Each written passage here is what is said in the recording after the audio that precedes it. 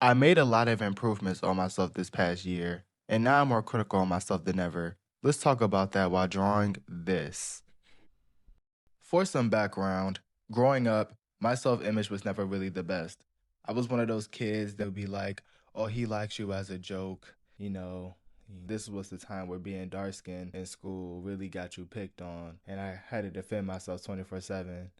It did make me a better person, growing up. And this is not me begging for empathy. This is just kind of me ranting. But let's go into the topic. Okay, so me kind of starting to be really critical on myself happened when I came to college. When I came here, I saw everybody and I just felt like I was so behind, especially in like the looks department. Everybody just kind of knew how to wear stuff and worked out, and I just felt so behind. At this point, I did get a skincare routine because I did have really bad acne in high school. But other than that, I didn't know how to dress. I didn't know what colors I liked. And I was just, kind of awkward, I guess. Not really, because I did make friends fast. But I would say that this kind of started to me to be hypercritical on myself when I be out with my friends. And I do have good looking friends, right? So I'll be out with my friends and they'll be like, oh, your friends are so pretty, or your friends look so good. And at first I'll just be like, oh, thank you, this and that. But like eventually kind of get like, damn, like they're not saying we, they're just saying my friends. So at this point, I first started by getting into fragrances. I was never a bad smelling person. I always took showers, deodorant, but I never really got into fragrances. So it was a beauty supply, fairly close to the college. So I used to go there and get fragrances and see what smells I liked on myself. And that was kind of my introduction to working on how I was perceived. Then I kind of got into light working out, like I did push ups, crunches, I think a little bit of pull ups, but that was really about it. I was still frail, I was still pretty skinny.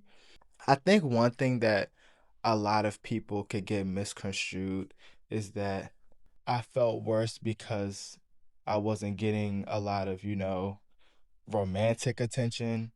And honestly, in college, especially when I first came there, that wasn't really the issue, right? It wasn't like that people didn't find me attractive.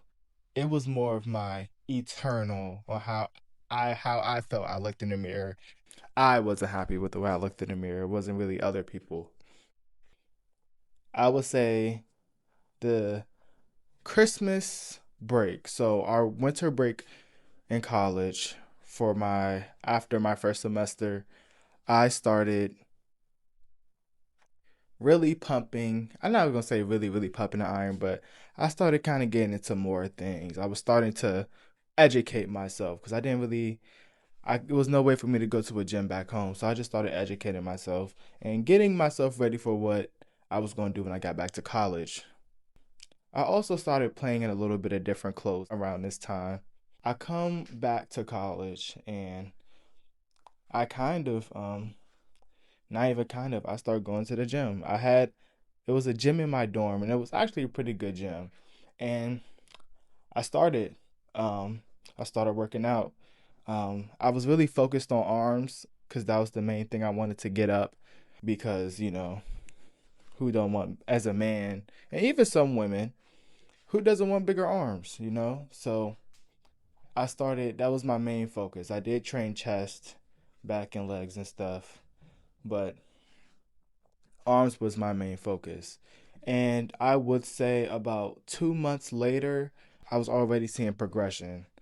I am 5'8", and if you don't know how that stuff works, when you're a little shorter, you fill out the frame faster. So my arms already started kind of filling out my sleeves pretty early. And honestly, after that 2 month mark, where I was really happy with the progress I was seeing, I started just going online and comparing myself to everybody and looking like, oh, my arms are not big enough. And then after I bulk up, I got to get lean and do it again. And I was just kind of not letting myself be happy with the progress I made. And also around this time I started experimenting with different hairstyles. It was just not good. I couldn't just let myself be happy with the progress I made with me just being so critical on myself and still having that insecurity that I just never healed from middle school, high school. And I didn't realize this was an issue for a very long time because in my head, I'm like, oh, I'm just trying to self improve, or I'm just trying to self improve. But it got to a point where I was just not liking myself because I always felt like I need to get to the next milestone. And I realized this where in college, after our second semester in college, our summer break, I did reach my first body goal, right?